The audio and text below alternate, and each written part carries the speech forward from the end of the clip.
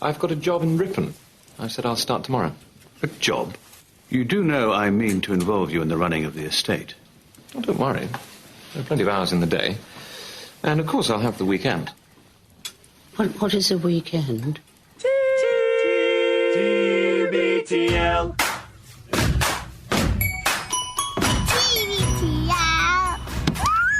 It's Friday. Friday. Gotta get down on Friday. Oh my god, oh my god, oh my god. This is a whole new level of nerd. Guys, I could not believe what I was hearing. Like, this is on our radio station. I couldn't even believe the words that I was listening to. He runs around the house all day naked, chasing himself, playing tag. Awful. He screams at the cat because she didn't vote. Come on! Watch out for that first step. It's a doozy. Well, all right. Hello, good morning, and welcome, everyone, to a Friday edition of TBTL, the show that just might be too beautiful to live. Be careful, though. It's spicy. My name's Luke Burbank. I'm your host. I'm sorry, I'm tan. I like to be tan. It just feels good. Coming to you from the Madrona Hills studio, perched high above the mighty Columbia, where I may have to go dunk myself later because it is going to be scorching. It's going to be very hot. It's going to be very uncomfortable for everybody. May get north of 100 degrees here in southern Washington. And that means they're saying a heat advisory is kicking in at about 11:30 a.m., which is, as I'm looking at my clock here on this Friday, August the 22nd, that's a little under an hour away. Okay, so I'll push that. You know what? I'm willing to record a minimum of 1 hour of podcasting. Why? Well, because it's my job. But I need to get out into the yard before it becomes dangerously hot for working, because I need to continue my one true joy in life, which I've learned is spreading rocks around unruly parts of my yard. It's a waste of time to do that. I lie in bed and I fantasize about what it's going to look like when I continue spreading rocks around previously untamed sections of the yard here at the Madrona Hill studio. So anyway, we got to get to that, but not before we bring you episode 4,538 in a collector series. Let the fun begin. I was driving back last night from hanging out with some friends down in the Charbonneau district, kind of Wilsonville, Oregon.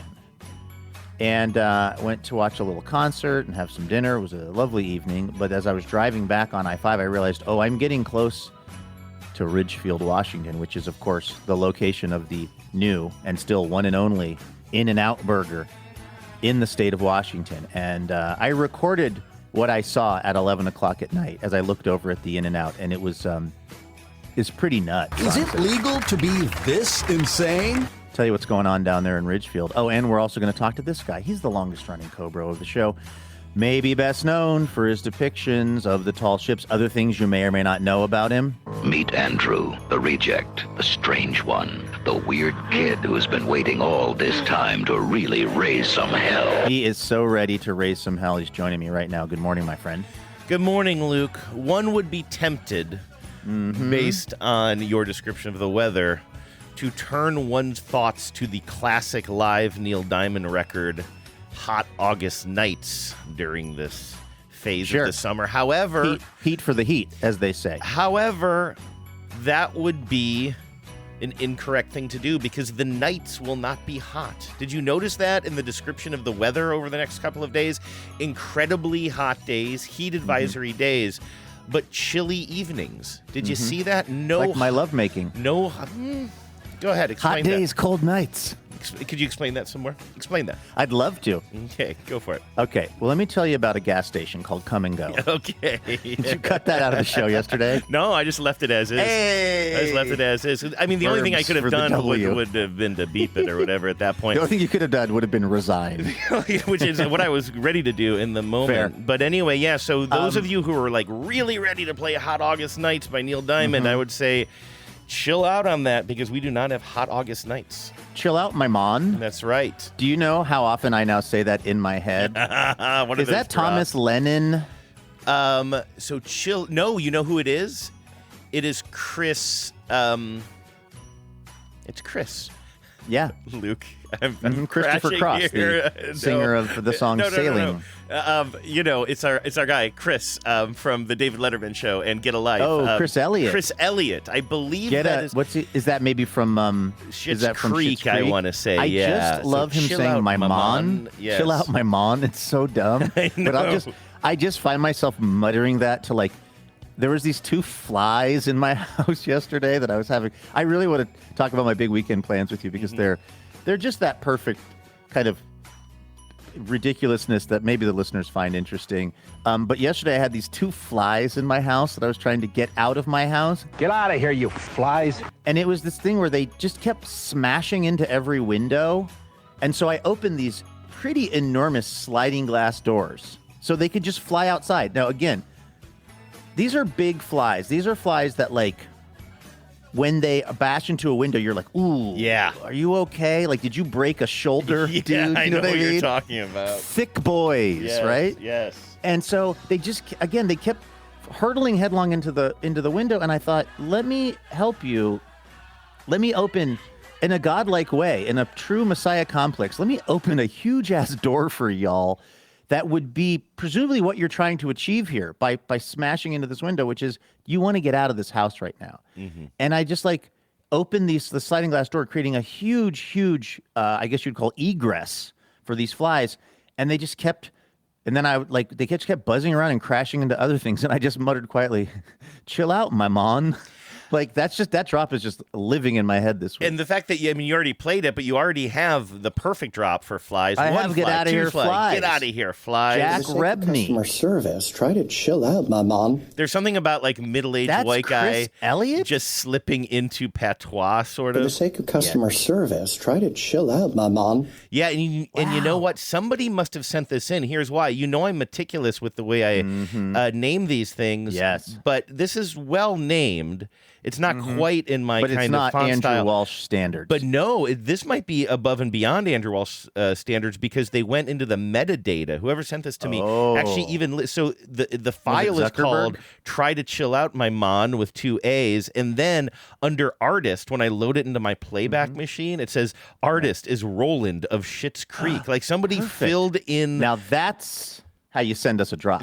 That is how you send us a drop, indeed. Absolutely 0 of the drops I've loaded in have that sort of care or attention to detail. You actually name them things that are purposely confusing, I believe. You name them things. So you're like, if it's from why, 30 Andrew? Rock, I'm going to say it's from Kimmy Schmidt. Proprietary secrets. Nobody can get into my Apple smart. Music and find any of these drops. Even me. That's right. You want to play hidden them so well. You want to play "Chill Out, My Mon," but you accidentally play Rod Rogers and the Swingin' Street. Yep, I do.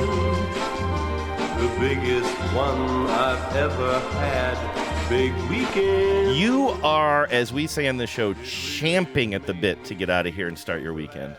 I am because, well, you're right, by the way, about the hot or not so hot August nights. That is something we are very fortunate about in this part of the world. And when I say heat advisory and it's going to be 101 degrees and stuff, I offer that with the knowledge that 101 degrees here in southern Washington is not 101 degrees in, let's say, Louisiana or even the Hudson Valley of New York, where I was recently with our friend Television's Chris Hayes. Like, there are so many places where when the sun goes down, the temperature drops by maybe 5 degrees, and that is a tough lifestyle. That is so different here. In fact, even right now, when I got up this morning and I was walking around my house, I was a bit chilly. I was in shorts and a t-shirt, but I was still, that's how it is around here. You're right. As soon as the sun disappears, the temperature is no longer oppressively hot, which I really enjoy about this part of the world. But I want to acknowledge that we, even when things aren't great here, they're pretty tolerable compared to a lot of other places in the country and the world. That is not stopping me, though, Andrew, from, three things. Okay.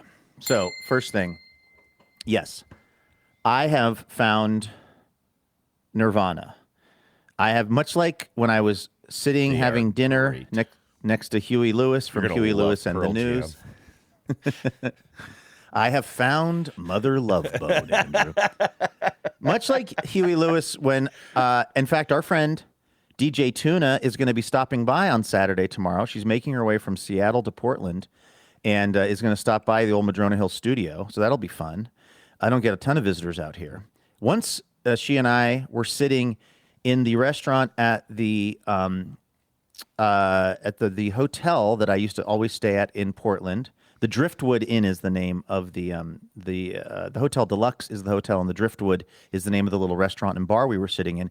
We happened to be sitting next to Huey Lewis of Huey Lewis and the News, and he was on his way to play a zoo tune in Seattle. We overheard his conversation with his dinner mates, and they said, "You're going to Seattle tomorrow," and then he just stood up and he just patted himself and he said, "Yep. Nirvana." And this is probably early 2000s, maybe? It probably, well, maybe not quite early, but I can tell you, unfortunately, I don't know if Huey Lewis is really performing anymore because he has, it's that thing called Meniere's disease, which is an inner ear disorder that makes it really difficult to do a lot of things, I guess, including perform if you're a singer. Mm-hmm. So anyway, Nirvana, Andrew. I found Nirvana here, and what it is finding parts of my yard where there's like basically what you might call a garden bed. But I'm not a big, a guy to put down beauty bark in places.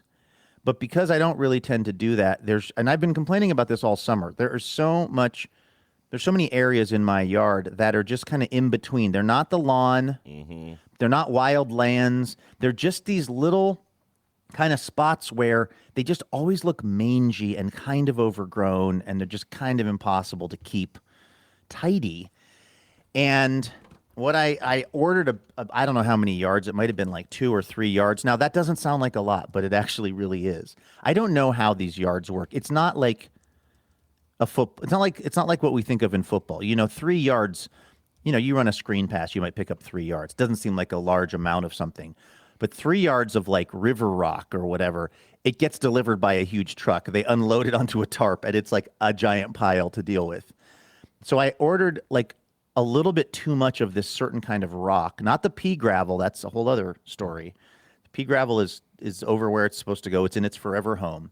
But when I got this certain kind of river rock that's sort of decorative, I ended up ordering more of it than I needed. In fact, I'm still looking at some of it. These are rocks about the size of lemons, small lemons, maybe? No, smaller than that. In fact, I'm going to send you a picture of that I took the other day of a deer in my yard. But what you can catch in the foreground, Andrew, just for your eyes, and I would say only, but you can also make it the show pick, I don't care, is in the, let me see, I'm emailing this to you. Because I bought a lot of river rock. Lemon is too big. The river rock that I have, they're more like the size of mini limes. They're small, but they're substantial and very round. Like maybe if I were to make a okay symbol, like, hey, Luke, you're doing an okay job. You were talking, now the you're rock talking. would fit right in between. But also a little bit flat. Yeah. Rounded but flat. There's a place. There's definitely a place they would lay down as opposed to. We're talking about the same thing now. Yes, I definitely know what you're talking about. So it's so great. I have a bunch of that. In fact, I had too much of it, and so the one area I was planning on putting it in, I did, and I sent you a picture of it when I did this like a month ago. Yeah, it looked great. I was so psyched about it. Well, there was this other area that has just always bedeviled me, and it happens to be, Andrew, the part of the yard that I'm looking at right now. It's the thing that is sitting outside the studio here, the Madrona Hill studio. It's in the foreground of where I kind of look, and me and staring, they're just two great tastes that taste great together when I'm doing the podcast. That is to say, broadcasting and staring, my two favorite activities. And so I got a kind of a wild hair the other day, and I thought, you know what actually I could do with this extra rock is I could get out there, I could nail down some more landscaping fabric. Well, first of all, I can mow everything down and kind of get everything really sort of down to the dirt and nicely sort of taken care of in this, I guess you would call it a planter bed or whatever, garden bed thing.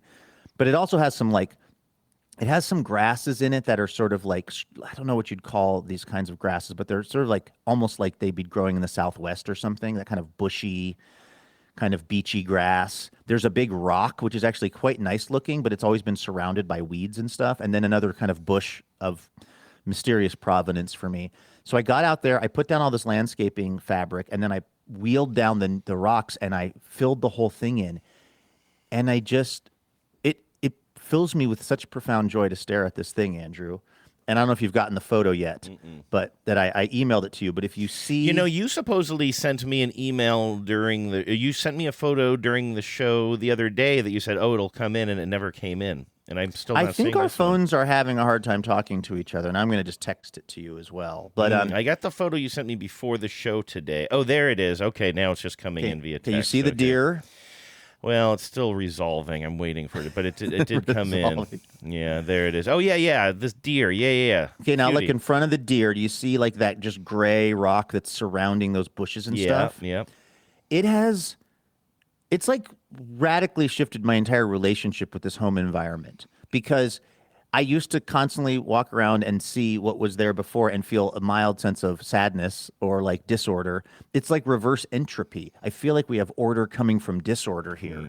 And so now all I can think about are other areas of the yard that need this same treatment. And there are a lot of them. You're just going to dump rock all over everything? Well, no, first you go in with the ground troops, which is to say the landscaping fabric. I'm calling it that. I don't know if that's the name for it. I'm talking about the stuff that you kind of like tack down with this special kind of, these like longish looking like staple thingies that are sold for this specific purpose. You nail them into the dirt and you put down this layer of like a plastic or some kind of thick kind of material that is not going to let all the weeds and stuff grow through it. And you do that. And then now here's the thing that I've been learning from some videos. What happens sometimes if you put down that barrier, but then you put a bunch of mulch on top of it, the mulch becomes a new layer of dirt and then can itself grow new weeds and problems because the mulch has a certain amount of nutrition in it. That's right. Look out, Cisco. There's a new gardening sheriff in town.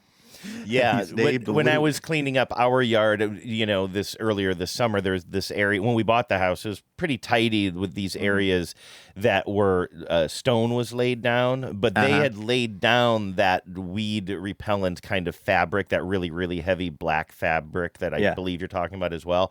But the problem was that had happened so long ago that became the fertilizer, basically. I had to rip all of it. It itself kind of dissolved, but really just became like sod, basically. The weeds were using that. They were growing up out of that. So I spent the spring or beginning of the summer ripping up all that stuff that you're laying down. I ripped it all up because I was basically just ripping up the grass, basically. All the grass was growing on it like a wig. Well, what I have hopefully done with this, because I'm not putting down any kind of organic matter on it, it's just rocks. My hope is that it stays, fairly weed free. I guess we will see what happens between now and like next spring or something. But I've still got some of this left. And now I feel like this is a project, Andrew, that you would enjoy. It's very unlike me, actually, but I think I'm changing as a person. I'm evolving, I'm growing, which is my big plan for most of today is to go crazy organizing all of the scrap wood, etc., underneath my deck. So I have this fairly substantial deck that we built on the house, and I have just been throwing all manner of bits of wood. It's in piles, but it's not organized very well. And there's all kinds of like long grass that's growing up around the footings of the deck. So there's like cement squares that are in the ground. That's like a footing. Then you have a pressure treated wood post that goes down and attaches to that. That's holding up the deck. And there are like 20 of these posts or more.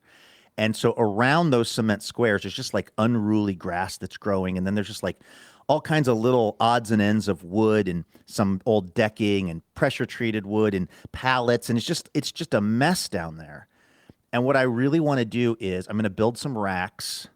I'm going to get the wood up off the ground because that's keeping it wet and kind of rotted. I'm going to build a couple of boxes and put all of the wood scraps into these wood boxes so that when we get into the fall and I can safely burn a lot of this wood without starting a fire, I can do that.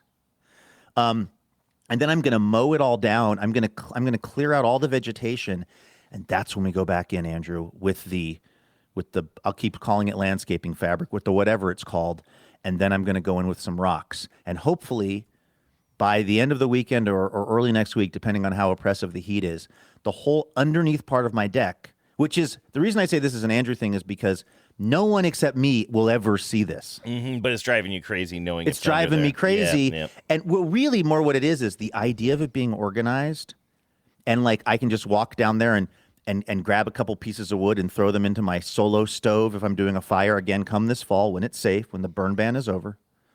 Like the idea of that is so like comforting to me that I would do anything. I'll do just about anything this weekend to create the scenario in which we talk about these code hook moments all the time, that I can just kind of wander down there and it isn't chaos. It's in fact ordered. Everything's kind of where it's going to go. Because mostly what I want to do is I want to burn through all these like little scraps of wood. They're the perfect size to just and for people, in case you're worried, they're not painted. They're not pressure treated wood. It's not stuff that you're not allowed to burn. It's all stuff you can burn. It's like, 2x4s and stuff. But I just want to get through all of this like weird scraps of wood that there's no use for, but I'd kind of feel weird taking them to the dump. I mean, I could do that too, but also be fun to make a fire with them, So it's like, I want to get it organized so that when I walk down there, I have this amazing feeling that I'm currently having looking at these rocks that are in front of me. Do you need wood? Do you need wood? If so, please stop calling me Larry Wood Store. A lot of Larry Wood Store the last couple weeks. I know. Every time you said wood, all I could hear was, do you need wood? In the same way you kept on saying, chill out, my man. So, okay, that's thing number one, Andrew, is that I'm obsessed with spreading rocks around my yard. Thing number two, it's going to be hot today, as we've established. And I have ordered from Tractor Supply Company. Yes, I live in a part of the world where there is a Tractor Supply Company very close to me. And I will be honest with you, I do feel hyper-masculine when I am dealing with Tractor Supply Company. Even though what I'm buying from them is intended for livestock, it is actually going to be for me. It's where you get your tutus. That's right. That'd be great, just going in there and just asking for the most non-Tractor Supply stuff. Right. Hey, where are the pride flags? Hey, we're having a bead bracelet making party. Do you guys have beads? I have ordered what is called a galvanized stock tank. And this is one of those big, round metal tanks. It's 2 feet deep and 8 feet in diameter. And its design is for, of course, being out on the range and your cows are drinking water from it or whatever. For me, it is going to be something that I'm going to fill up with water today if it gets here in time. And I'm going to sit in it because it is going to be very hot. And it is not, this thing is not going to be like long term. If I want to try to use this as a little kind of soaking pool, sort of whatever. I mean, swimming pool would be quite overstating. But if I want to use it, I am going to have to figure out how to. And there's whole tutorials on the internet. I am going to have to figure out how to like hook up a little filtration system to it. Yeah, because it's going to get kind of. Yeah, it's going to get green real fast. The other thing though is it has a drain on it, right? So it's like worst case scenario, I fill it up for today and tomorrow. And then I just drain it. And then clean it with a... And then, and clean it. Like, I'm not planning on letting it get too brackish. I also have chemicals for the hot tub. I could throw in at least a little bit of chlorine, maybe see if that helps. But you want some advice when you're filling it with water the first time? I don't know if you have any of those little Jell-O packs around, but I say you turn that into a Jell-O tub. Oh, for wrestling. Well, for I can wrestling finally get my Jell-O wrestling business off the ground. Wrestling and relaxation, I would say. Those, are not mutually exclusive. Yes. But so I'm very excited about this thing showing up and about me getting. But the thing is now the area that this tank is going to go. This is leading me into a whole new project. It's in, and I'm sorry, this is so yard/detail oriented. I mean, in the weeds, not details like interesting details. I just mean in the weeds of my life and my yard. But basically, in order for them to flatten out the part of the yard where this deck is now sitting, they like. The guy who was doing the kind of terracing, the guy that was driving around like a, what do you call that? Like not a backhoe, I guess kind of a backhoe, but like a small one. I don't know why he did this exactly, but he created almost like a mini little amphitheater. He created this area of my yard that's to the side of my deck that's perfectly flat and then has this roundish hill sloping behind it. That's kind of like a nice little nook. It's like you're sitting down, you're protected from the wind. And it's like a perfect place for me to put this. My thought is I'm going to eventually gravel it all out. I'm going to like put down, again, the famous landscaping fabric. I'm going to get pea gravel and make it all nice. And I don't know what to do with the little hillside area. Something with that too, so that it's not just scrubby grass, which is what it is now. But my thought is, what I can do is in the summertime, I can wheel this crazy stock tank out and put it there. And then if it's we get about a week of like insanely hot weather, a summer, like where you'd want to be just soaking in a tank of cold water. But then I empty that out, I wheel that out of there. And then for fall through the spring, that's where the solo stove sits. So it's like, because, you have no need for soaking in the pool in the wintertime, but it could be fun to sit out there and do a little fire. So I'm going to make a multi-purpose area that's going to be seasonal.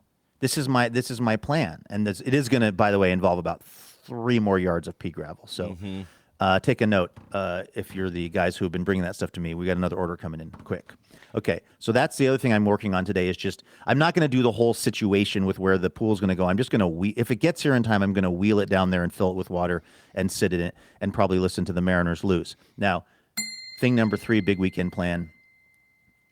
Sending all of my love and light towards my girlfriend, Becca, and hoping she does not perish today because she is running in this thing called Hood to Coast, which I learned is the largest relay race in the world. There's 20,000 people doing it. She's already... So largest by number of people participating. I think number of entrants is what I'm guessing.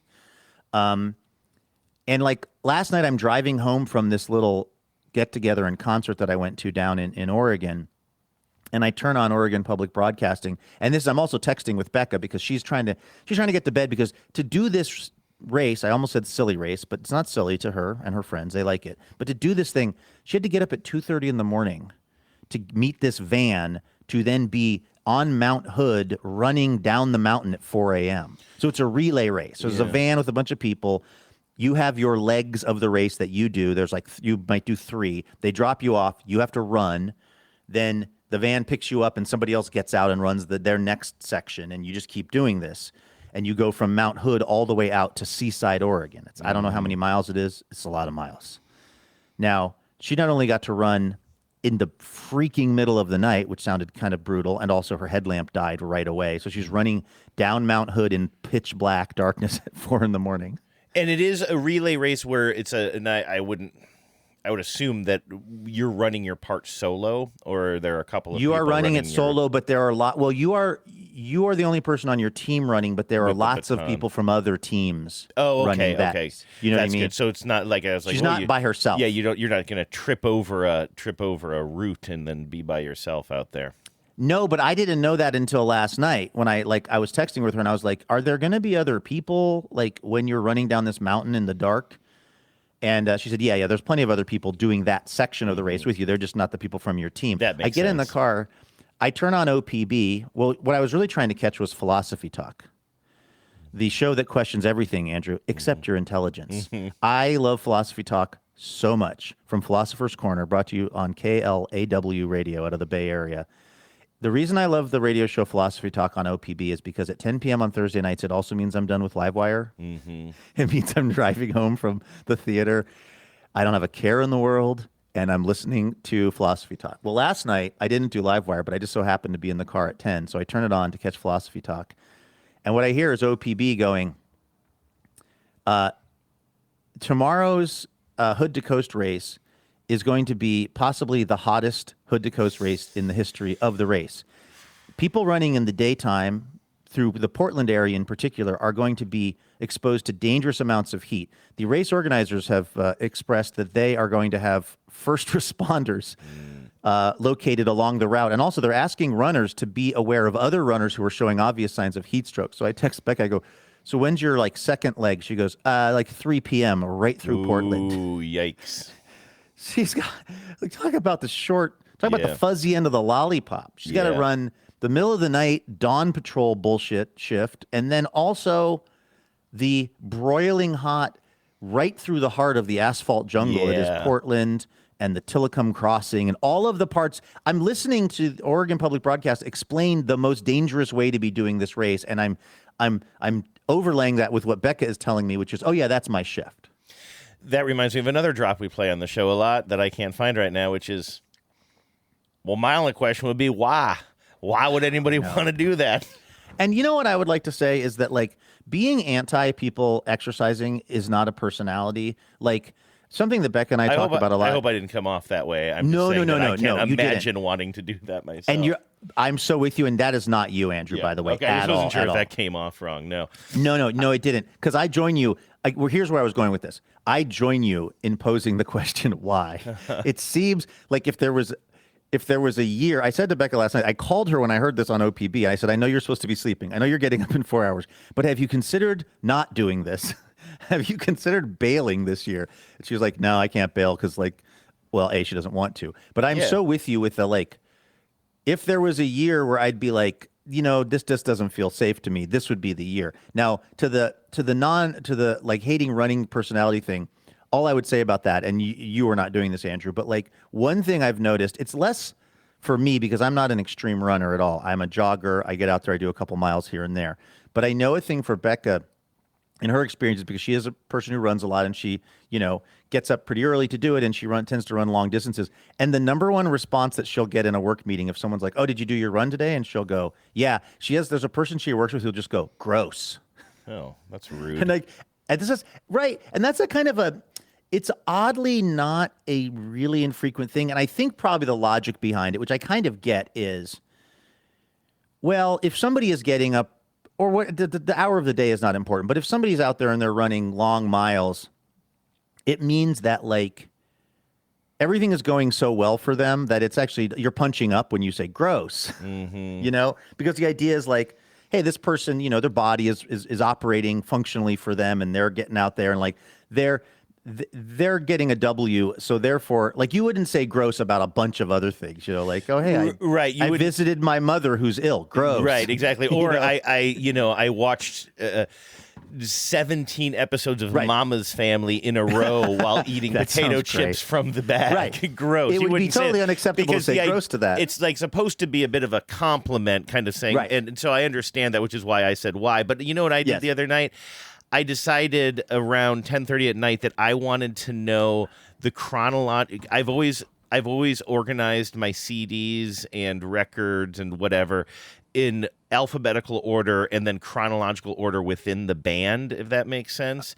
But then so let me understand this. So a band like the B-52s. Yeah, they're early up in my collection. They're in the Bs, they're but in the then Bs. you go from when the first B-52s album was released that you have. Yes, and I've always done that with my cassette tapes. It's from a little kid. So if you go to the Bs for Beatles, you're going to start with whatever the earliest album is, and then it's going to end with, like, the White Album, then Abbey Road, and then whatever those collections that were released after. One or something? That was one, but also they had those what did they call it? The 3 double disc collections that came out in the 90s, the anthology, I think it's called. Anyway, all of that is to say, I was just, because I got this new CD player or whatever, so I was listening to some CDs, and I was like, what would my collection look like if I organized it not alphabetically at all, but literally just chronologically? Forget, like, the band and just start. And I was like, well, I don't want to I don't want to rearrange, and I don't want to physically rearrange all of my CDs, but I could make a spreadsheet, and I could input the name of the album and the name of the artist and then the name of the year. And then it got complicated. Like, do I count a post-Beatles anthology that covers the years between 1958 and 1965? Do I categorize that as an album that came out in 1999? Or do I categorize it as an album that came out in the late 1950s? Because what I'm really trying to figure out here is, what would my collection look like if I was listening to it in order? What's the earliest? What's the latest? Where are there groupings around certain decades or what have you? And so what I did is I started the spreadsheet so I could organize it by chronology. And so all of that is to say, when I say things like, all I can ask is why. I mean, you can. Right. Yeah. I mean, I say that. Isn't that for techno? About people who are exercising only because I respect that they are doing something with their time that is so much more healthy, and I just kind of can't get into it. Well, I would say to your organizing project, gross. Yes, I know. I also got some magnetic poetry I've been saving for when you get over here. Glad we can that alphabetize it. I'm glad you're not doing that with the actual collection, though, because The problem, here's what I see as, it's an interesting question. So I'm glad that you have figured out a way to maybe get the information without reorganizing your whole CD collection, because what I don't feel like and maybe your brain is different than mine. I don't feel typically like you would be like, you know what I'm in the mood for? Some music from 1986. Right. Like, I feel like you would be like, I'm in the mood for listening to this band, right? And you wouldn't be able to find it if right, it exactly. wouldn't be helpful. Like, there's no point in doing it. I was just kind of curious, like, what would my collection look like were it to be ordered chronologically? What have you figured out what the first CD would be? Let's see here. I can tell you. So I realized this. I really just stole your stories. But this is fine. Let's see here. It looks like the other night I inserted 20. So I started with the beginning of my CD collection. So these are things I started, buying in high school and then probably stopped buying in the early 2000s, right? I did find a Devendra. I found some stuff, Luke, that Devendra Banhart? Banhart, I think it is. Is it Barnhart or Banhart? Yes, I don't know. I've never understood. It's a way. See, this is my thing. It's kind of like a way for me to re-familiarize myself. It was a way of saying, like, I can't just be. I am the opposite of jazz. I can't just like grab something randomly that I haven't listened to in a while and just like roll with that. I'm kind of like, and I think about our pal Lin Pham, and I hope he's not embarrassed for me to drag him into my world. But like when I think about Lin and his stats and scorekeeping for Wait, and then the projects around TBTL and Marsupial Gurgle, I can really associate with that because he likes these shows and he likes listening to them, but also there's a way of exploring it by ordering it in a certain way, and I feel like that's what I do with my music sometimes. And like, there's never a time I would have reached for the Devendra Banhart record. If I don't even know if I'm saying his name right, but you were right the first time. It's Banhart. Yeah, and is it Devendra or Devandra? It's Devendra Banhart. Banhart. Okay. And, you remember that name. It was just like that era of the early 2000s where we were listening to very There's a lot of man buns and... Yes, and man buns and beards and exploring our more sensitive sides. And so anyway, this was a way for me to say, well, what if I just start going through my collection and in a certain way bringing order to it, but also re-exploring it and holding these records for a long time and looking at, Arcade Fire had this insert of this poster or whatever that I've literally not seen in 20, 25 years. So anyway, the earliest I have right now, and again, these are only 29 records starting alphabetically, in my collection as I was inputting them. But it looks like the earliest one I have is Louis Armstrong's Satchmo at Symphony Hall, see, and this is where things get complicated, Luke, right out the bat. I put the year on that, 1951. Now, I have the 1996 reissue of that. Right. But it doesn't seem, for what I'm trying to do, calling that record a 1996 record does not make sense. So that's why I added a column for year and a column for notes to explain my thinking on these things, because I would say it has to be remastered to a degree that it feels like a new piece of art. Yes. Or something needs to fund it between when it was released and then the re-release. More than just it being re-released needs to happen. Either they've added a new track, an unreleased track previously, or they've remastered it in some way, or what. Like, it needs to be fundamentally a little different than the original, or I think it needs to be categorized under its original year of release. Yeah, well, it gets That's my theory. This is what really bums me out, and maybe I should have just skipped things like the Beatles anthologies. But the Beatles, and I said 99 before. I guess it was 1995 and 1996. They released these massive retrospectives of the Beatles, and again, the anthology number 1, I think, covers 1958 to 1965, and it was a big thing that it came out in the 90s. But again, calling a Beatles record a 90s record does not fit my needs here. So I slotted that as 1958. So we're going from 1951, Satchmo at Symphony Hall, to then 1958, the earliest Beatles song on this particular collection. Then we just get into Beatles Town. Then it's like 65... 66, 60, these are all Beatles records, so that's all kind of boring there because I'm going alphabetically until you get to 1969, Yellow Submarine is the final Beatles record, then jumping to 1979 where we have the first B-52s record, and then we get into some Bauhaus in the late 70s and whatnot. But it'll be much more interesting once I start filling this out a lot more. That's not true. It's not going to be any more interesting to you or the listener, so I will never bring this up again. But my point is, I am not actually making fun of somebody who uses their time more constructively than me. I was having a conversation with these guys, Miles and Jason, who have done various projects around here, helping me out. They're construction guys, but they're also musicians and music fans. And they were over here the other day working on some stuff, and we got into this conversation about that the Get Back documentary. Oh yeah, and right. I had never thought about this until Miles brought it up, but because he's like a big Beatles fan, and he was like that. He was saying that until he watched that, he had sort of forgotten that by the time the Beatles were doing Get Back, they were purely a studio band, and in fact, like if you think about the Beatles as a live band, like playing together, playing live shows, it's pretty much all just like British Invasion, She Loves You, Yeah, Yeah, Yeah. I think 65 they stopped touring, I think, right? Is that when they did? So that would have been off the like, top of what my was head, out? I want to say that, yeah, but your Hard Day's Night, they're probably touring on, and Yeah, that was also a movie, I guess. But yeah, those early, what you see in black and white, they're not touring for things like Sgt. Pepper or Exactly. what have you. And that had never even occurred to me. I was trying to picture them playing like as a band, Sgt. Pepper live somewhere. And I was like, oh yeah, they didn't do that. They basically like had this crazy run of success as the sort of Mop Tops, and then they started, writing this kind of different kind of music. And I'm so far from so much more about the Beatles than I do, Andrew. But I had just never considered the fact that like, oh yeah, it was so crazy how they came in, they toured like crazy, and then they just wrote a bunch of music that was wildly popular, but they never performed it. They didn't perform a lot of it like in a live setting as a band on stage. Then they get up on the roof of their building and do, play that little concert, which is also funny because like so many things that are kind of mythologized, it like the real thing versus the mythology of it is so like nobody on the street could even see them. Like it was very confusing to the people on the street. Nobody knew it was happening, yeah. Because you're kind of hearing this noise that you're like, is that if you're hearing maybe the Beatles are up there, but you can't see them because of the way the architecture of the building is. So it's pretty cool if you're on the roof, but it's most of what I know about human that. fly here. That's what I'm talking about.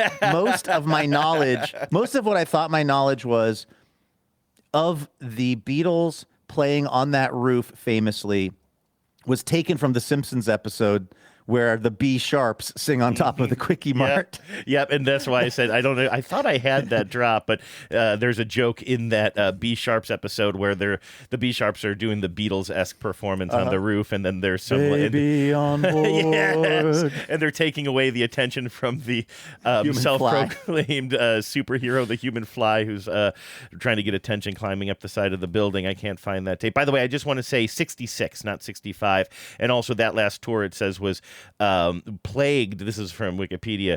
The tour was plagued with backlash regarding the controversy of John Lennon's remark about the Beatles being more popular than Jesus, death threats, and the band's own dissatisfaction with the noise levels and their ability to perform. So that's when they just said, you know what, let's not do this anymore. This isn't where we're and the like best. that would have been, so 66 is what part of their kind of music arc are they at? Like what's out and what is definitely not yet out? It looks like Revolver would have been out, or maybe they're working on Revolver at the time. Oh, by the way, there's Pet Sounds is in there in between the Beatles. Nice. Yeah, so let's see here. So I'm thinking like Rubber Soul comes out in 65. So I always consider now we're just geeking out, but I always consider Rubber Soul and and now I'm in my head because I'm thinking about all the huge Beatles fans in the audience who I'm going to be hearing from. But I always think of like Rubber Soul and Revolver as like the two like sort of transitional albums from what we think of as those early, pretty straightforward pop, like kind of teenage songs to being a little bit more introspective and mature. I can't picture like a long-haired John on stage somewhere with the rest of the band singing "Here Come Old Flat Top." Right. Yes. I can't imagine that. Maybe it happened, and I just haven't seen the footage. But it just feels like something happened. Well, I mean, you just laid out what happened to them, which was they were making music in the studio. It was impossible. They were not enjoying doing live shows because everybody was just freaking the frack out, and then that just changed the whole, I guess, the kind of band that they were or something. Yeah. But, see, Andrew, you were talking about your organizing project, which you didn't think was interesting, but it helped me bring up something that was also not interesting, which was my extremely limited thoughts on the band The Beatles. Gross.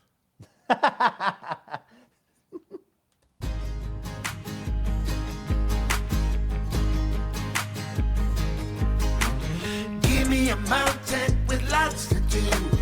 Give me the sunshine. Andrew, you know who is just the furthest possible thing from gross? Our donors? Our donors. Our wonderful, supportive, incredible, Mountain Dew loving I know we're just donors. playing commercials for Mountain Dew during the time where we thank the donors for making us be Well, during the time ad-free. when I try to really re-emphasize this is commercial-free podcast. Right, exactly. I lead into it with a commercial. I was looking for the Shirelles "Thank You Baby" song, but this was still in my player from a few weeks ago, and I still think it is the song of the summer. I think it absolutely slaps, and it does make me want some Mountain Dew, but I thought we could use this to thank the donors today. I would like to point out, though, to the listeners, we are receiving no money or even free Mountain Dew from the Mountain Dew Company, which is why we need folks like Stephanie King. Yes. In Kansas City, MO. Go off, King. Thank you, Stephanie. Go off, Stephanie. That's right. Also, Marcus Haynes in Manassas, Virginia. Thank you, Marcus. My dearest Elizabeth, I hope this morning finds you well. We're in Manassas. I feel like Manassas has got to be... That feels like heavy Ken Burns territory. Yeah, I guess so. I was kind of wondering where you were going on that, but I guess the Virginia I was too. really. We all were. We were working. I just feel like the only reference I have for Manassas, Virginia, is that I think it tends to come up in like Civil War conversations and things. I think Baronia, Victoria is pretty far away from any historic Civil War battlefields. That's where Linda Doyle is. Oh, this is Power Out Linda. Nice. Yes, I know. But has Linda moved?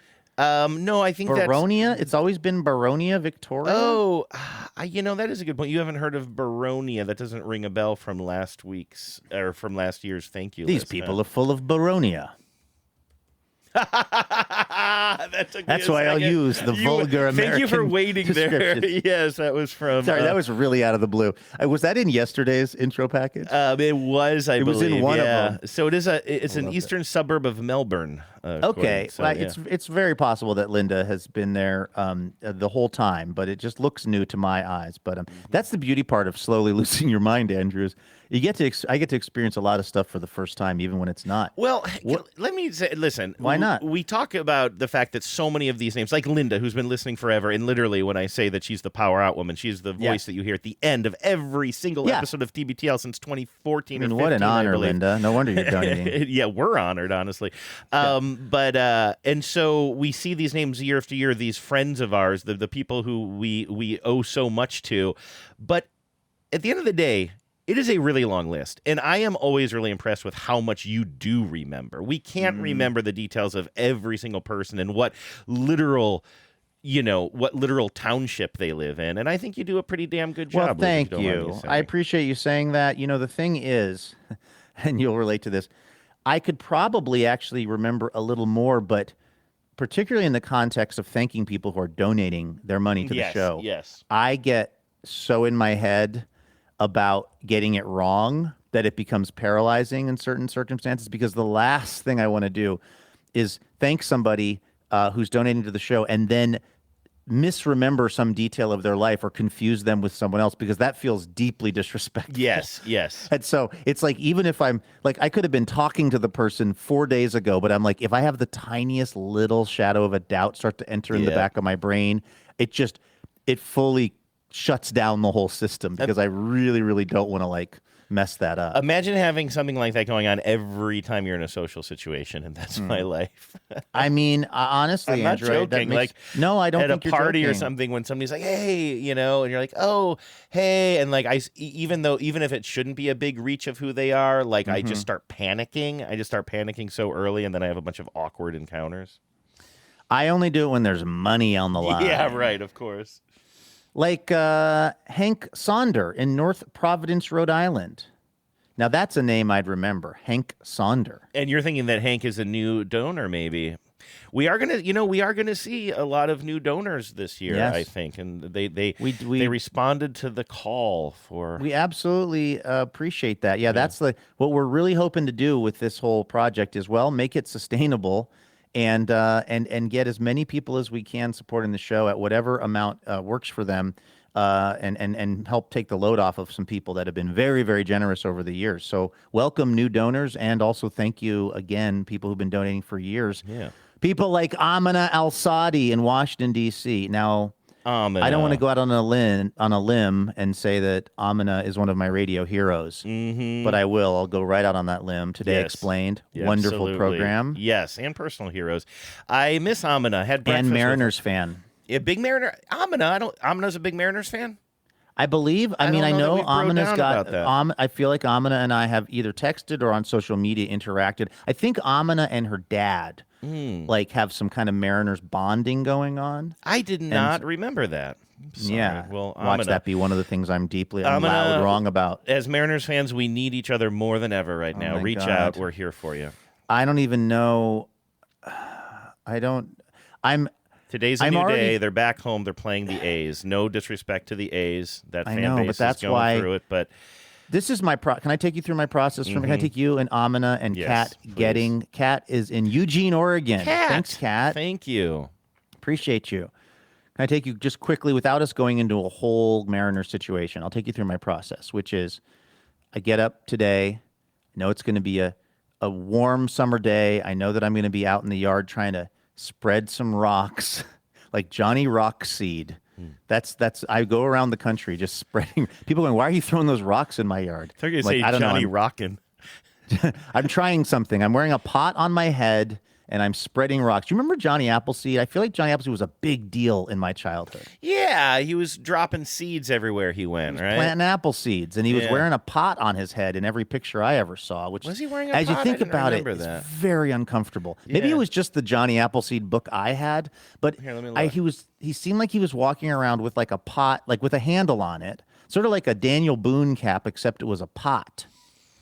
Yes, a lot getting of any some confirmation on some this? depictions he's hatless. Some Okay. depictions he's got like kind of a floppy hat. In other depictions, he is wearing almost it looks like a oh my gosh, I wonder if this is literally your book. Is it like a copper pot? Did you say Yes. that? Can you? Yes. I think you might have had a book called Who Was Johnny Appleseed? And he looks more like his face is like he's got a strong jawed face. He looks like a baseball player. Only he's got a kind of a copper pot on. I didn't have sauce that pot. book. I think Okay. I'd be in a lot more therapy if I did. That cover is like kind of is why is uncanny. Why is it upsetting me?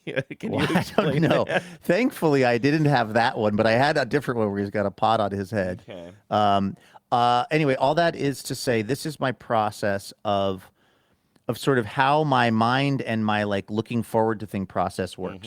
I wake up this morning. I know it's going to be a nice warm summer day. It's a Friday, aka a Fry-yay. I'm like, looking forward to just like rewinding or unwinding and enjoying my afternoon. And that means looking forward to the Mariner game. And I start to go, they're home. They've just had an absolutely putrid road trip, but they're going to be home. They're playing the A's. They've got the home cooking. They've got the crowd behind them. We've been playing so bad that it has to snap back. In the words of Eminem, snap back to reality. Oops, there goes gravity. Does that rhyme? Does he say that? I don't know any of his lyrics. Spaghetti. I learned spaghetti. that on the show like 3 years ago that he says spaghetti. I know nothing about him. But like, and then I start to get worried, Andrew. Then I go, but what if they find, and knocking wood here, what if they find a way to continue their losing streak against the lowly A's at home? Because, of course, that's also a possibility. So it's like, I start to get excited about what tonight is going to be like. I've got my Light Life hot dogs, Andrew. Just, I've got my Light Life veggie dogs cooling in the meat drawer of my refrigerator. I've got the hot dog buns I bought. I got a white onion that I'm going to dice up. I've got White? I go white onion on the hot dog. Is that controversial? No, I don't Are you know. a red onion? No, I always go with yellow onions for almost everything. And I was just in the store. So my questioning there was not me questioning you. It was questioning me. I almost always go with yellow onions and always have. I think of them as like sort of cooking down a little bit better and maybe like kind of. They probably do. But I don't know if that's true or not. I think of red and yellow being slightly more. I think of red and white being slightly more acidic. But I don't know if I'm right about that. And maybe. Like, if you go to the ballpark, those are probably white onions that are chopped up raw, but I guess I saute mine. Maybe that's the difference. That's where I got the idea, I think, is if you're at the ballpark, my memory of it is it's always white onions that are super duper chopped up. That makes sense. So yeah. I just kind of go like, that's what you put on a hot dog. I don't know if that's better or worse. I like the crispiness of the crunchiness of them versus sautéing them for me personally. I also like the fact that nobody's going to try to kiss me for the rest of the night. Yeah, you hate kissing. Look out, ladies, or watch out, ladies. Luke is putting a lot. You know what it was? And we did an entire radio show about hot dogs, Andrew, once. And all kinds of toppings and thoughts on it. You know what I realized is that, like, I don't care about sauerkraut or relish on a hot dog nearly as much as I thought I did. The clear winner for me is a giant pile of chopped up white onions. I mean, I do mustard, I do ketchup. I know ketchup is controversial. And then what I really like on there are white onions. The other stuff is fine, but sometimes I'll do a thing where I make 2 hot dogs, and I do one with like sauerkraut, because I do love sauerkraut as a thing, and then I'll do the other one with the white onions, and I always find myself enjoying the white onion one more. And you wouldn't put them on together? This is a real maybe that's what I should try. Sometimes you can get into a situation where there's like kind of almost too much going on, I guess. Yeah. Can be honest with you? I don't usually saute. I don't know why. I've been lying to you about hot dogs for a while now. You know, as I'm thinking about it, and I'm talking about sautéing it, it's when Genevieve and I like to buy these Italian sausages that are a turkey Italian sausage, because she doesn't eat pork. We've been buying them forever. They're Cernios. And I will sometimes grill those up, or even maybe sauté them up in a in like the skillet or whatever. It's kind of a go-to. We always have some in the freezer, sort of. And I always have a yellow onion on the counter. I always have, if there's a yellow onion that's already tied around your waist, which was the fashion at the time. Yeah. But for real, like, that's one thing I always make sure that I have a yellow onion and garlic in this one little corner of our counter. Even if there's a partial onion in the fridge or whatever, I always want to make sure there's a full onion, because you just feel like you never. That's me with the white onion. See, that's interesting. But I've always got one on standby. You know what? I never, and maybe this is a moment that you're inspiring me. When I'm making hot dogs, which is usually more of a kind of a last minute thing maybe, and I'm by the way, if I'm not grilling them, I'm probably boiling them, which I don't know if that's controversial. I kind of grew up with my mom just throwing hot dogs in I grew up with hot dogs being boiled. Yeah, and I like them that way. You know, it's not steamed, but it's kind of tastes like it's steamed. All of that is to say, I'm not usually messing around with onions on that. I'm putting on like 3 different sauces, maybe, depending on how high I am. But it's usually sausage that I'm like sautéing peppers and mushrooms up for, not hot dogs at all. But now, and we do keep some of that Bubba's not horseradish, sauerkraut in the fridge, I think, on your recommendation. That's really so good. Bubbies. But yeah, cutting up a little bit of white onion, that would kind of next level my late night hot dog game a little bit. Maybe, although here's what I'll say: Becca is a incredible cook and understands flavors of things, and she almost never uses white onion in anything. Like, she's often, if she's sending me, I'm always asking her, well, how would you make this? And it's always, if it's got onion in it, it's always got red or yellow onion. So I think you might be right that generally speaking, probably white onion is like Wonder Bread. It's probably like a little more basic, a little more whatever. It's just what I'm putting on things. Or but I'm guessing, or it's because you're not cooking it. I don't think it. You know what I mean? Yeah. It might just be that, like, hey, can we just do this? Can we look up when to use white, yellow, or red onions? There's got to be a guide, right? Oh, I'm sure. And you're right. It probably has to do with acidity and how how the onions behave when being cooked down and stuff like that. We were totally right. It says you were right. No. It says here's the rule of thumb: use white. This is from the Food Network. Use white onions raw, yellow onions for cooking, and red onions for grilling. So that's that kind of makes sense. We could really use a win here, and we just got one. Yeah. Back to people that could really use a win. Andrew, my whole journey today has been feeling an excitement about the Mariners and also really just the larger environment in which I'm going to experience it. Yeah. So the experience is going to be Light Life dog, maybe some potato chips. Maybe I have a few more red potatoes. Maybe I'll take another whack at a potato salad. It's warm. Maybe I'm sitting in my cattle trough. The Mariners are playing and they're winning. I'm feeling good. This is what rises up in me. And then I imagine that a whole same scenario, except Eugenio Suarez is striking out with the bases loaded and the Mariners are not winning, and it all crumbles. And then I feel like too much of my emotional well-being or lack thereof is based on this thing that is the Mariners. Getting that taste out of your mouth. I will say that, remember yesterday I sounded like a psychopath, but I was talking about how I didn't... You've got to be more specific. Remember at the beginning of the show, in the middle of the show, in the end of the show? I actually do think it was the end of the show when we got into a little bit of Mariners talk, and this last road trip has been absolutely atrocious. Oh, Saucedo talk. Yeah, Saucedo talk, and also a little bit of Solano and Garver talk or whatever. And I think I got some things pretty wrong. But all of that is to say, I probably listened to, because it was, a lot of these games were day games to us over here on the West Coast, and they came at awkward times. I probably listened to more coverage of the games than the games themselves, at least with the Philly ones. It also just became, you're like, I'm not going to do this to myself. I just had a really bad feeling about that series anyway. But I've been listening, and I got to say, though, you know, all of this started, I think, was with us saying, I'm going to reach out if you need a support group for this.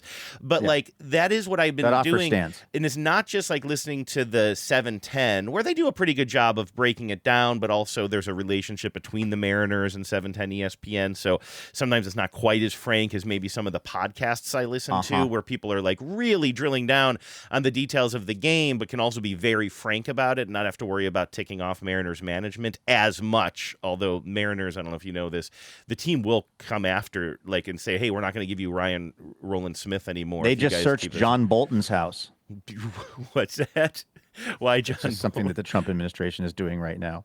Oh, seriously? Oh, yeah, there's an FBI raid on John Bolton's home for the crime of, I don't know how much his mustache is part of the crime, but I think the larger crime of being critical of Donald Trump. Oh, my God. I haven't been following Bolton. I didn't know that he's an outspoken critic.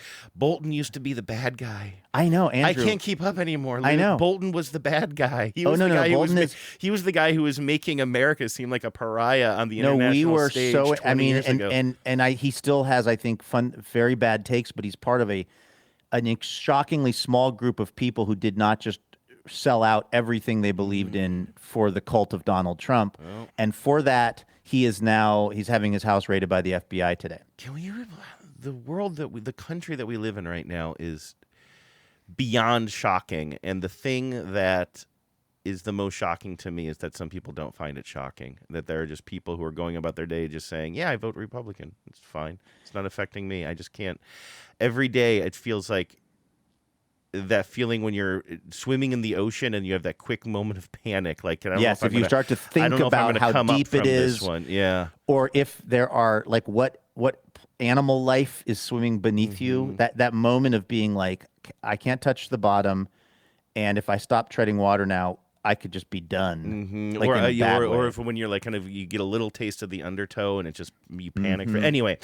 I guess we're talking about baseball. I mean, it's all, again, which we need an escape on this outsized importance, though. Exactly. Truly, like, you know what'll happen tonight is, like, I'll watch Chris Hayes' show at 5:00 as I do Tuesday through Friday, pretty much.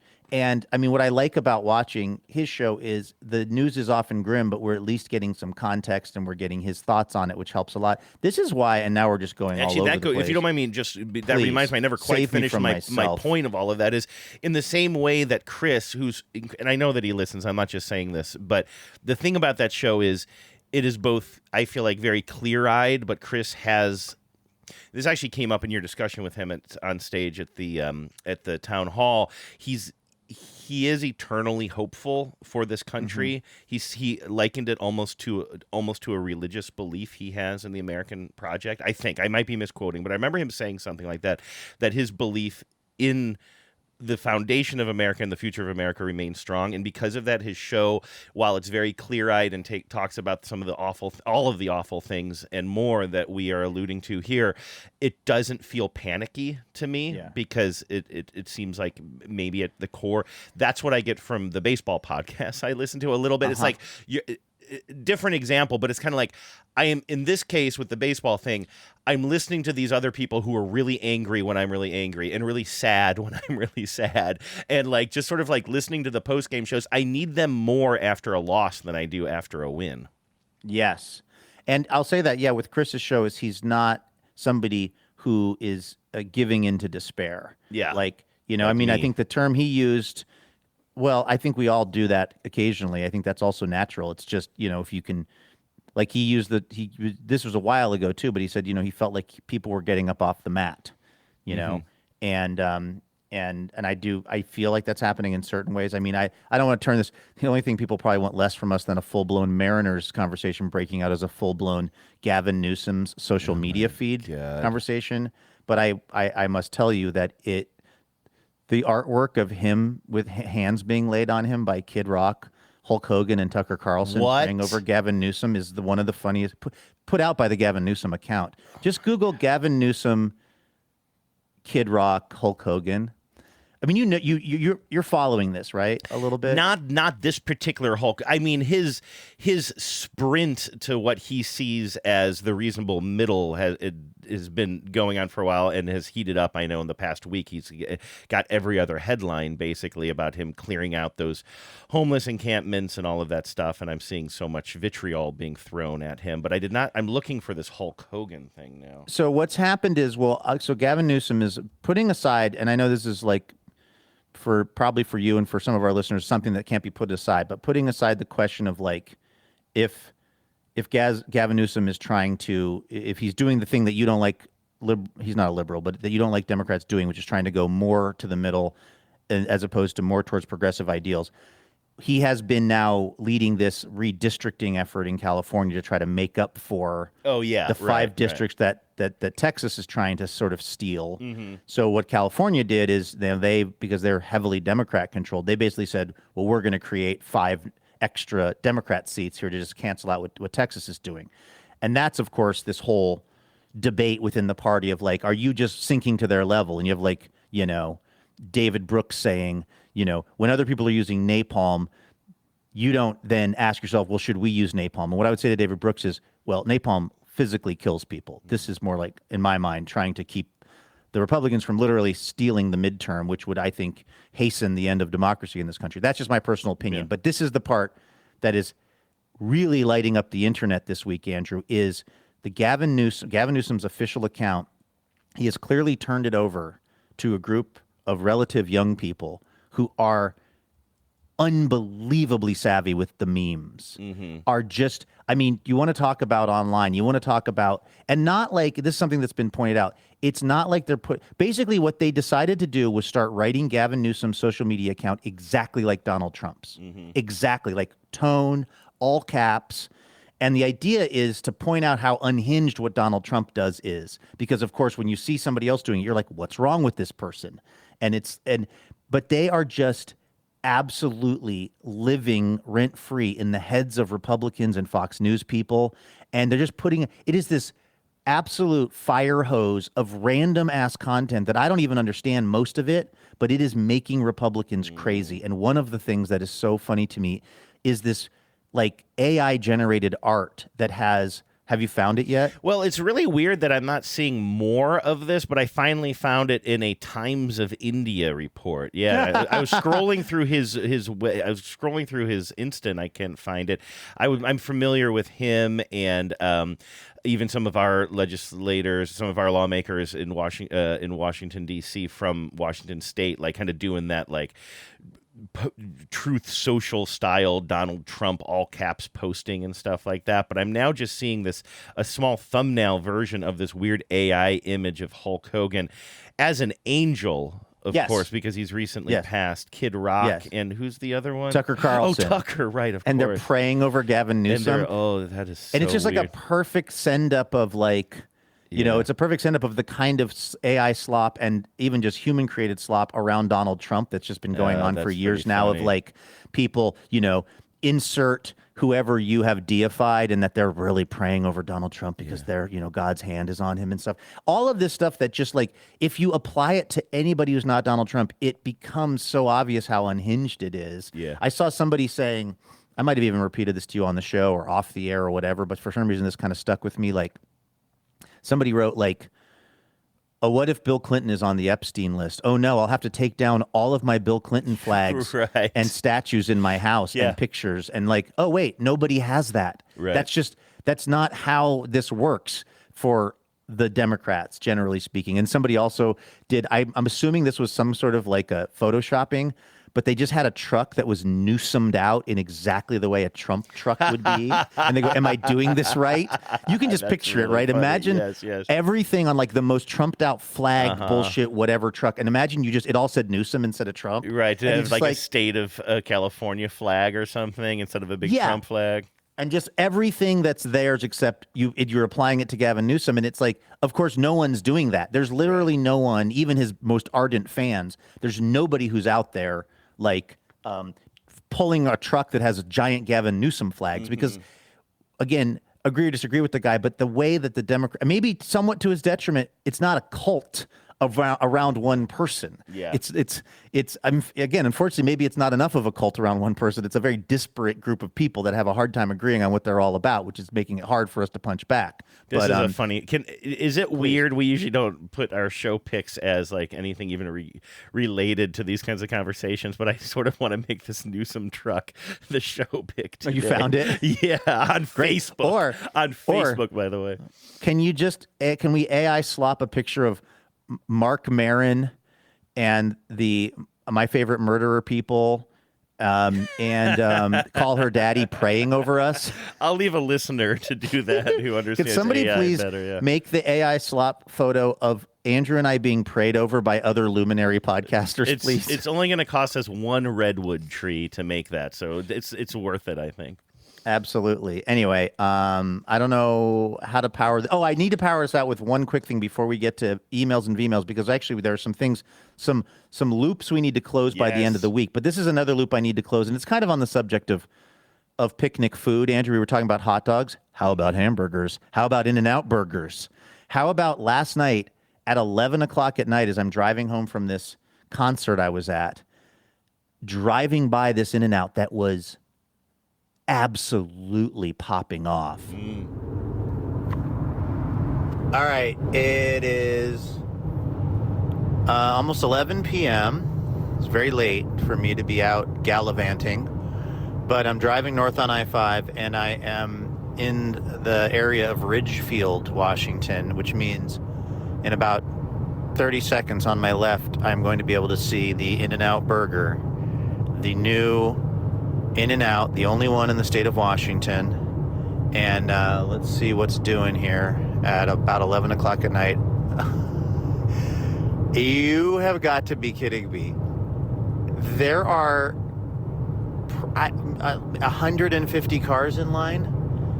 Like, it's not even like just a normal line for an In-N-Out. It's like there's a massive, huge parking lot that's adjacent to the In-N-Out that just has like row after row after row after row after row of cars. And also there's like a bunch of people just standing around outside the restaurant, like overflow. Like, you physically can't get into the restaurant if you're just a person. There's like canopies up. I want to stress this is all happening at 11 o'clock at night. So that was the scene last night at 11. I was assuming for some reason that the line was going to be like the standard line you see at an In-N-Out, which is a drive-through that has a very long line going. This was something altogether different. This was, like I said, an adjacent, enormous parking lot, like that you'd have at like a stadium. And then just like all these cones, but not so much cones, but like the narrow orange pole that has a weighted rubber base to it that you can just set up kind of temporarily. Something that looked like that, but like, I'm not exaggerating, 30 rows of that each had 20 cars in it. Like, it seemed like a stadium's amount of people, both between the cars, the people in those vehicles, and then the overflow of humans just trying to physically get into the In-N-Out, like through the normal door where there was so many people that you couldn't physically stand inside the restaurant. We've talked about this on the show so much. I mean, I just cannot associate at all with that mindset. Like, first of all, it's new here, which means it's going to be around for a while. Why wouldn't you just wait until, like, I don't know, 3 p.m. on a Wednesday when there's less of a line? Why, in other words, if it was going out of business, if it was literally leaving town and you wanted your last one, you'd be like, well, this is my last chance. I have to wait in this line.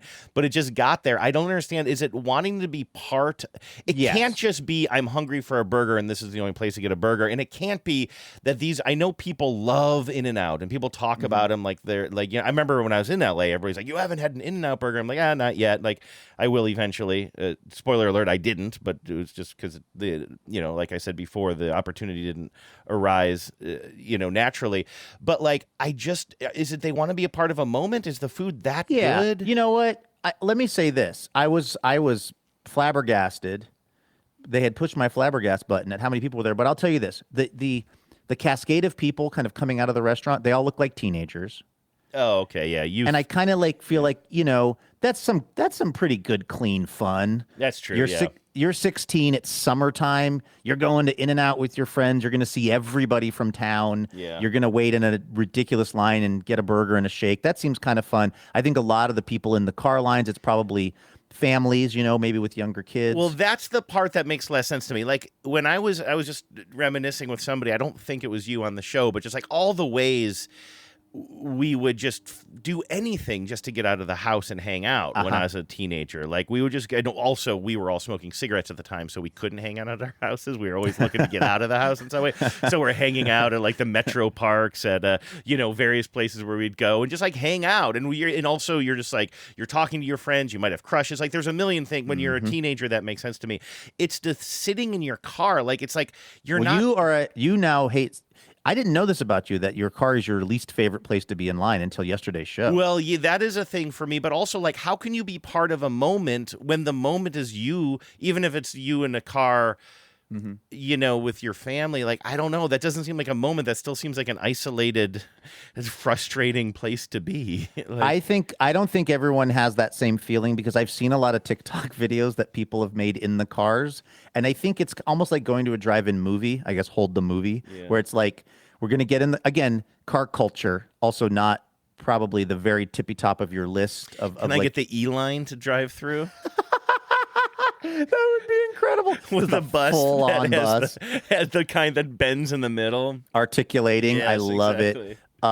it. I think for it's like you got younger kids, you're looking for something to do. You get a paper hat. Like it's not a line that I want to wait in particularly, and also, again, I was shocked at how many people were there. But I guess as I really talk myself through it, again, I'm going to put it under, even though the company is politically now a nightmare because the owner seems to be kind of a bad person and the owner's taken a real heel turn. I don't know if you know about that whole thing. But, no, I know nothing about this. I believe the owner of In-N-Out inherited it from her father and has been very vocal about moving corporate operations out of the state of California, because of what she sees as, because, Andrew, she inherited $1 billion company, so nothing's breaking her way. Right. Heaven forbid that company have to actually, be responsible to operate within the state that it was founded. Yeah. I mean, can this woman ever catch a break? Yeah. Anyway, I know we're going to jump into emails. Actually, you know what? Can I just play the email? Here I go once again with the email. Every week, I hope that it's from a female. Oh, man.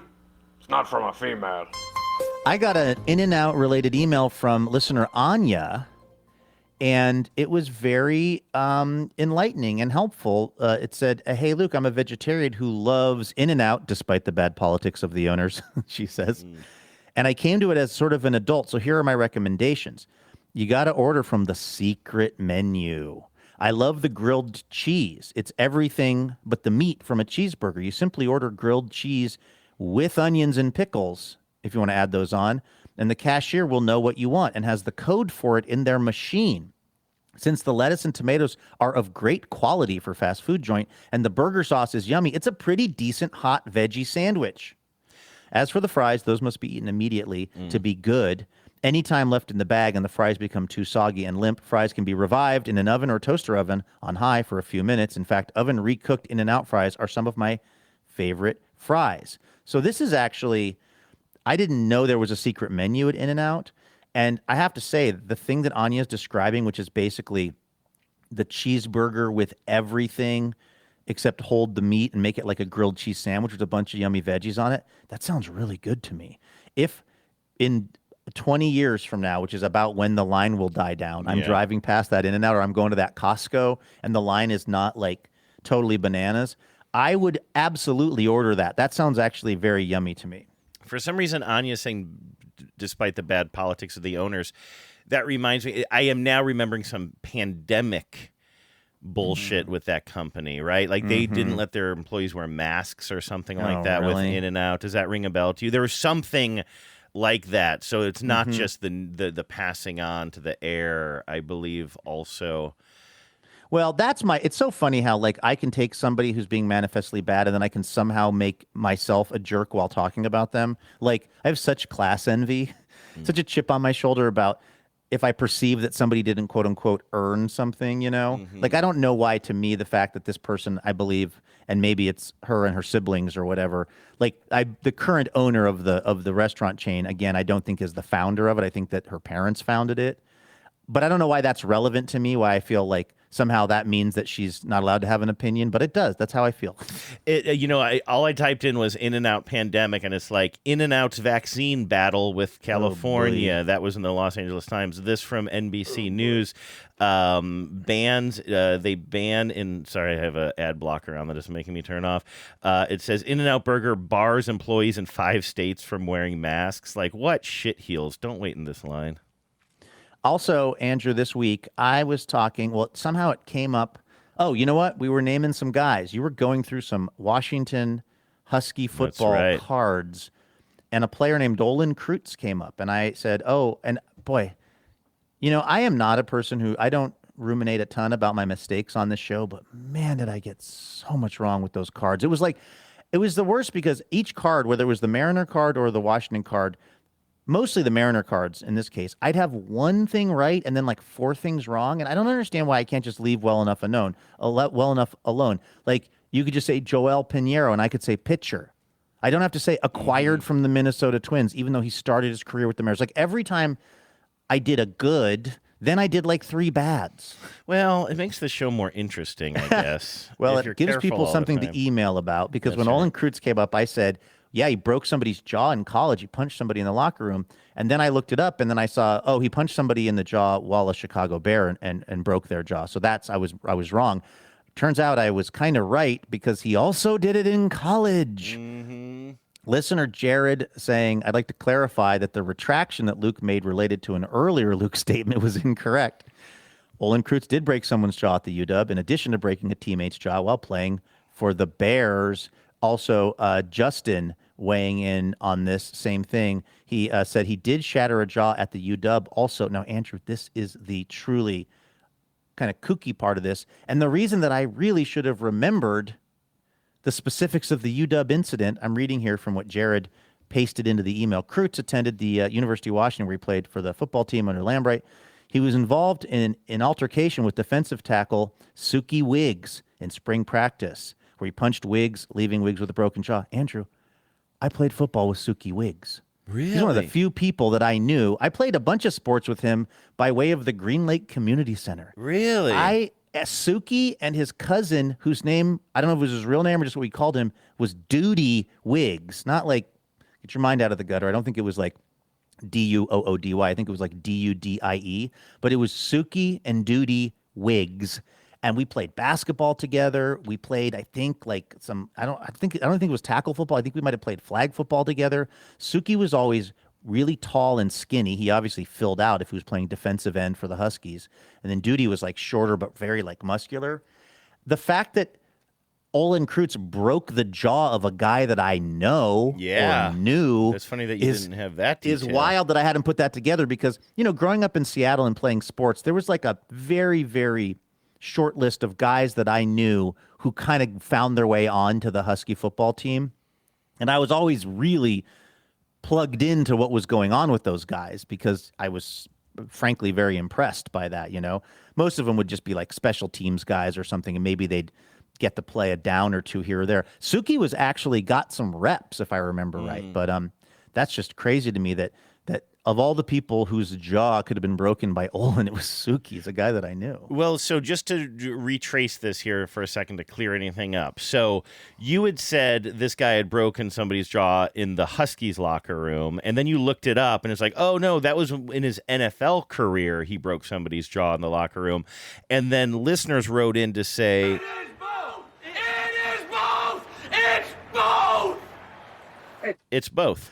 That's exactly what they emailed in to say. If somebody, I don't have the emails in front of me, but somebody did put it in a sort of cheeky way, like, why not 2 broken jaws? Like, I mean, boy, you see, a story about a broken jaw in a locker room altercation, and you just assume that's the incident, right? You just don't assume there might have been another incident. One other thing, Andrew, if I can, just quickly here, as we are, as you like to say, kind of cleaning some things up from this week. I think maybe even on Monday's show, early in the week, I was talking about my flight back from New York to Portland and how I spent a lot of it scrolling TikTok, to the point where Becca said to me, not even judgmentally, like out of genuine curiosity, like if you see somebody doing something, you see someone eat like an entire Carvel ice cream cake, you might say, is your stomach good at handling that? Mm-hmm. Like, not even trying to be critical, just trying to understand me. She said, does your brain get tired of scrolling the TikTok after 5 hours? And I was like, yes, sometimes when what I'm getting is non-nutritional. If it's real crapola, then yes. But as what happened to me on my flight home, on that flight home, was I somehow got on sort of like astronomy talk and like understand the universe talk, and a bunch of people much smarter than I am kind of explaining some of these concepts. And one of the things that I mentioned was Brian Greene, the astrophysicist, talking about what I misdescribed as if you were to take our planet Earth, and you were to sort of lay out its entire history as like a 12-month calendar year, I was trying to describe like when humans showed up. Well, the first thing is I think I said September, which was the wrong month. I meant December. So that was mistake number one. But the larger mistake that I made was he's not talking about planet Earth. He's talking about our universe. And humans' existence in the universe. Yes. In this so time the of Big Bang, universe. the very first millisecond of January 1st of this hypothetical year is the Big Bang, okay? Let me just play Brian Greene, and this is off of TikTok, so this is always dodgy to try to get to work, but let's... If the entire history... Hey, that actually worked kind of well. So let me just play this for you. It's a minute long, and that way I won't mess any of it up. If the entire history of the universe was squished into just 1 year, when would humans appear? On January 1st, the Big Bang happens. Our universe is created. On January 6th, the first stars in the universe are born. By March 16th, the first galaxies, including our galaxy, the Milky Way, begin forming. They are still babies at this point. On September 2nd, our solar system, including the Earth, are formed. It looks pretty different back then. 20 days later, on September 22nd, simple single-celled life forms on Earth. Perhaps for the first time in the universe, something is alive. Life stays as simple single-celled creatures until on December 5th, when the first multicellular organisms form. December 25th, the dinosaurs appear. December 30th at 6:00 a.m., the asteroid hits the Earth, killing the dinosaurs. December 31st at 11:48 p.m., 12 minutes before the new year, humans emerge. Everything in modern human history, from agriculture, the pyramids, the Industrial Revolution, every war and every human you know from your history books, all of that takes place in just the last 23 seconds of the year. If the entire... that's not Brian Greene, though, of course. You said that was Brian Greene. That's obviously Well, the video is Brian Greene, right? But I think that they've maybe... I think that's like an AI Brian Greene voice. Into just he's not, 1 he's year. not British. When would humans appear? He's a very British. On January 1st... Brian Greene, the physicist? Is this not Brian Greene? Am I thinking of a different guy? Brian Greene is American. Okay, well then who I is this think. British I mean, guy? am I thinking of the right guy? That's Brian Greene, American physicist. Yes. Who is this British guy that I've been calling Brian Greene? This is so funny. We're doing this during a corrections thing. Yeah, no, that's well, not Brian I'm Greene. glad we're fixing it. I'm glad we're cleaning it up this week. That guy, you're 100% right, because of course Brian Greene has also been famous for, and I'm aware of Brian Greene, the American, the one you're talking about, the real one, which is why I was calling this other guy Brian Greene. But who's this other guy? What do you put in for that? No wonder when I was talking about this guy's hair, you were like, huh. I was like, you can track what era he's being interviewed in based on his hair. Let's see. British physicist. How do you even search for it? TikTok? Yeah, I'm not sure. Yeah, so now I don't know what we're seeing or hearing anymore because I'm confused about this. But the Brian Green guy, I remembered because, again, I just This felt guy like is named Brian Cox. COX, okay. Brian, I think... Wait, isn't that also the actor? Isn't Brian Cox the guy from Succession or no? That is also the guy from Succession, although this guy does not look like him. Let's see. Wait, is Brian Cox? I don't know. And you know what?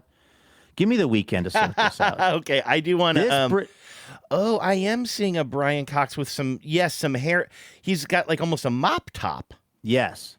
Okay, I've never seen this guy before. Oh, yeah, Brian you could Cox definitely, his hair must be like the rings of a tree. Yeah. So that's the guy that I was, but the sad part is I was also aware of the real Brian Green because of, the time in which he was being interviewed constantly everywhere. And yet somehow in my mind, I forgot about the fact that he was American. This other guy had the name Brian.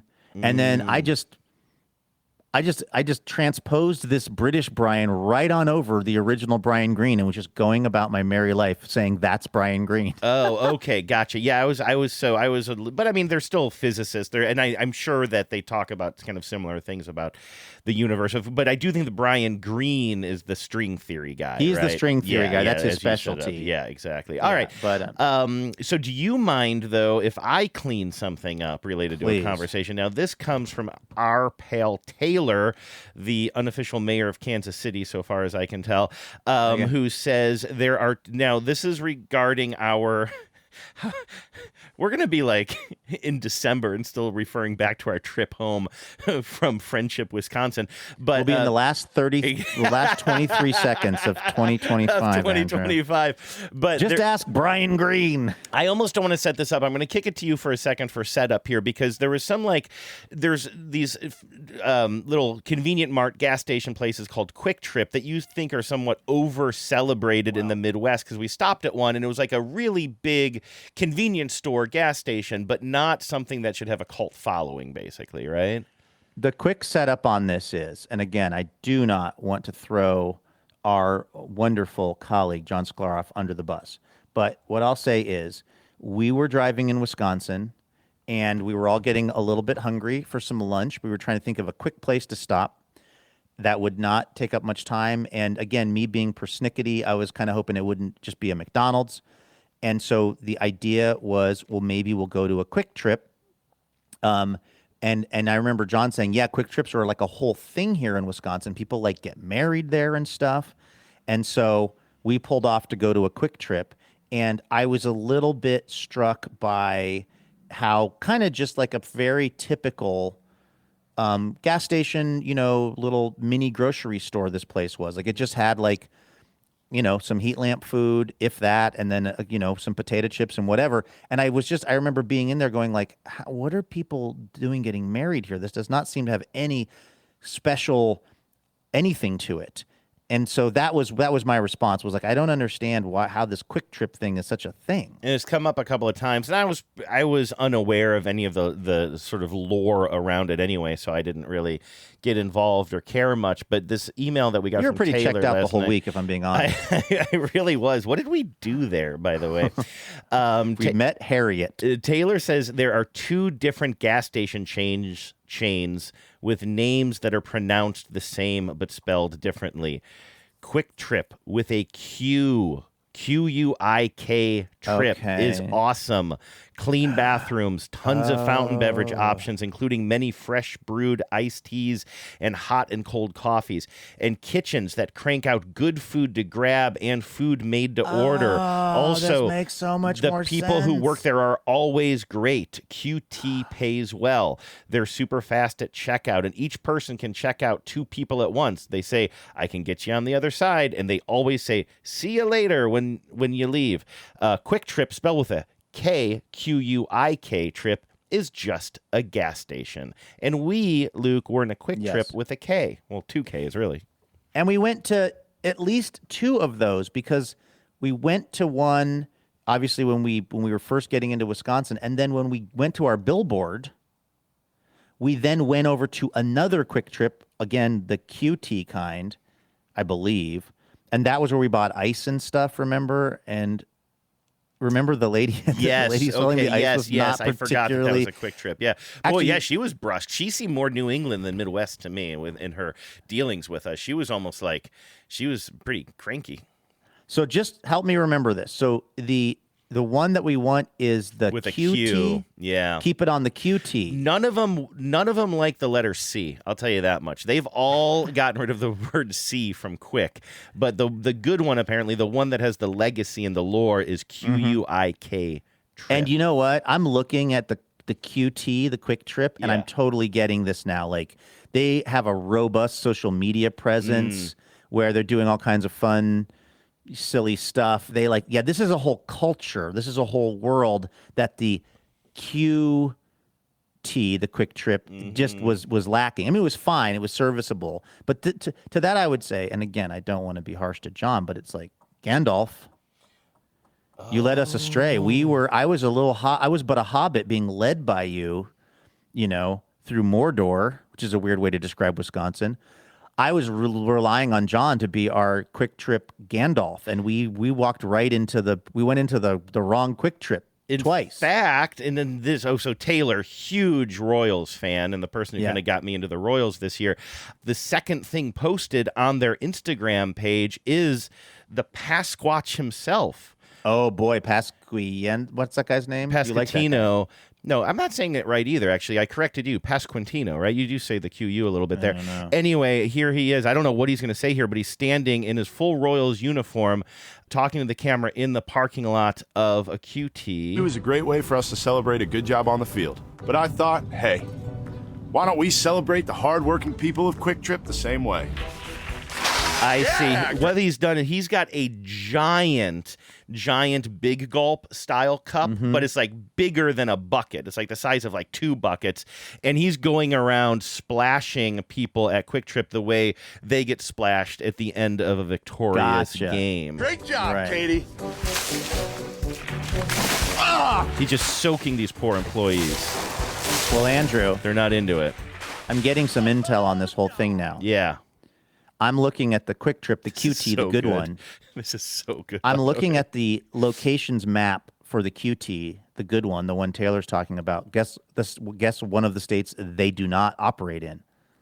Wisconsin. So in other words, and I say peace and love to our friends in Wisconsin, but it sounds like if you're in Wisconsin and you're going to the Quick Trip, unfortunately, you're going to the slightly less exciting one. They're not, and of course that would make sense because it would be so as it clearly is right now. It would be so confusing, Ron, if you had 2 different gas station, whatever, food operations that were like totally the same name except for a slight difference. And one of them was like fresh baking they shit. And the other one was just like, here's a mozzarella, like what do you call it, a cheese stick, out of our little refrigerator. Because that was the one that we went to.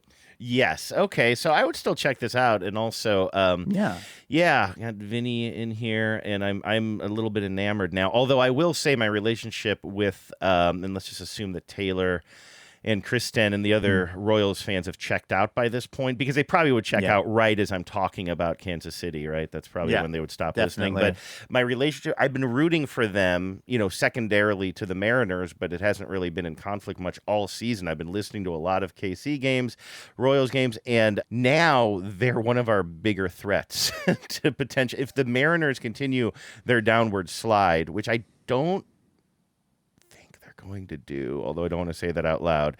But they're only Kansas City playing this weekend? They are just wrapping up, or they just wrapped up a series against the Rangers, I know, which they took, but they're on a winning streak. I mean, I think they lost 2 days ago, but they are winning a lot of games right now, and they are only 2 games behind us to replace us as the 3rd wild card team right now. Jeez, and if they keep winning the way we keep losing, and we face them, Taylor was reminding me the other day, I forgot, we have a series where I think in Kansas City where the Mariners and the Royals are going to face off. That could end up having huge implications for the postseason if we don't get our shit together pretty quickly. Listen, Andrew, it's Friday. We are going into this weekend with, there's multiple possibilities. I don't know if you've heard Brian Greene talk about the multiverse. It's one of my favorite videos to play on the show. I'm more of a Brian Cox guy, yeah. I mean, ba, ba, ba, ba, ba. I'm loving it. What if I was trying to play Brian Green, but I played the wrong Brian Green and it was the wrong Brian Cox? It was just him doing the McDonald's ad. This is how old the universe is. Ba, ba, ba, ba, ba. By the way, the Royals are going on the road to face the Tigers the next 3 games. Right. So but again, I feel a little bit bad rooting against them. I've been rooting for them all year, but then they play the White Sox again, so that's going to be Here's easier. what I'm saying, my friend. There is a universe in which when you and I rejoin each other on Monday, the Mariners could have swept the A's, or at least won tonight, tomorrow, and Sunday. Now, the Astros are playing the Orioles. The Orioles don't have a super great record, but the Orioles have also bedeviled us. Maybe I'm telling you, there is a universe in which the Mariners' fortunes have changed dramatically over the weekend. We win 3 games. The Astros lose 3 games. We could be in first place on Monday, my friend. It could happen. It could happen. It could happen to you. It could happen to us. It could happen to us. It could happen Why not to us? Amina. Be careful, though. It's spicy. It's spicy. Let's go into the weekend with a message of hope. It could happen to us. The Mariners could win 3 games. First, I have to go burn that baseball that Stu gave me because it has been rough since that talisman entered my life. Why don't you do this, Luke? Do me a favor. I don't think you'll do this, but you have a lot of yard work and stuff. I don't want you to get rid of that ball forever, but I am also, I was going to say, can you bury it somewhere? Yes, bury it I will bury 3 feet under the ground, mark it like it's a bag of money in a Coen Brothers movie. And then maybe we can come back to it later, but I do think we need to do something symbolic to that ball. Maybe that's the Hey Dummies video for next week. Oh, I like that. You having a little ceremony where you bury Stu's signed ball. Okay, I'll work on that this afternoon if the heat isn't too oppressive. Okay, I'll ceremonially bury this Jorge Polanco / Stubot baseball. I'm worried about Becca in this run. So this is tomorrow. So you'll be. No, it's today. It's literally in today. 2.5 hours. Oh, no, so the 3 o'clock run. I may be in mourning on Monday. Oh, don't say that. But stay hydrated. Yeah, I'm telling her it's the dumbest thing. I'm being like, stay hydrated. She's like, yeah, that's the plan. I'm like, okay, well, if it hadn't occurred to you to stay hydrated, that's all you and I have to offer. Honestly, and that's all there is to offer. Like, hey, tips for beating the heat. I already tried. Don't do it. Yeah, you already tried. That was my first piece of advice. Right. All righty. Hey, thanks for listening, everybody. That's going to bring us to the end of our broadcast week. We really do appreciate you all being part of this thing, spending all this time with us. For those of you still listening, we're going to be back here on Monday with more Imaginary Radio. Who knows what sort of emotional state we'll be in? We'll all find out together. So please do tune in for that. In the meantime, have a great weekend. Take care of yourselves. Go Mariners. And please remember, no mountain too tall. And good luck to all.